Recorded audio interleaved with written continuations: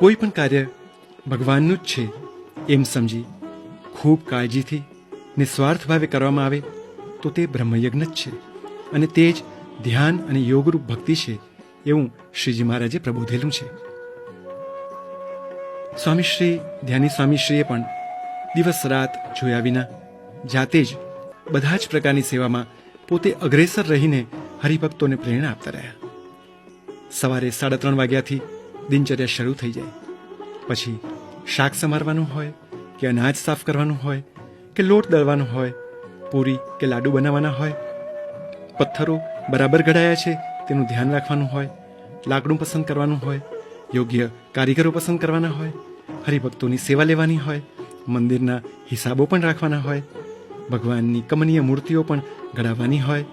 આ દરેક કાર્યમાં અથાગ પરિશ્રમ આપણને દ્રષ્ટિગોચર થાય છે.